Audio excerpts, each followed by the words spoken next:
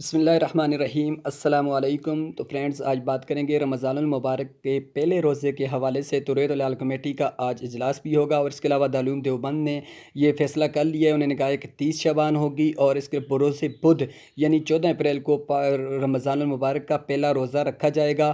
اور اس کے علاوہ جو آج ایک عام اجلاس بھی ہونے جا رہا ہے، اور اس کے علاوہ جو سعودی عرب میں کل روزہ بھی ہو گیا تھا، اور دارالعلوم دیوبند کا نوٹیفیکیشن آپ کو اسکرین پر نظر آ بھی رہا ہے۔ انہوں نے واضح طور پر کہا ہے کہ کل یعنی آج 30 شعبان ہوگی، اور رمضان المبارک کا آغاز انشاءاللہ 14 اپریل بروز بدھ سے ہوگا۔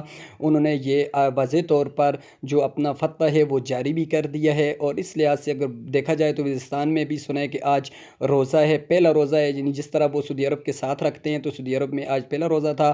تو اس لحاظ سے بھی پاکستان کے اندر چاند آج نظر آنے کے 100% امکانات ہیں، اور اگر چاند نظر آ گیا تو اس لحاظ سے پہلا روزہ کل ہوگا، اور انشاءاللہ امید یہی کی جا رہی ہے کہ آج ضرور چاند نظر آئے گا۔ تو اس لحاظ سے اگر آپ کو یہ ویڈیو اچھی لگی ہو تو چینل کو بھی سبسکرائب کر دیں، ویڈیو کو بھی لائک کر دیں۔ ملتے ہیں نیکسٹ ویڈیو تک، تب کے لیے اللہ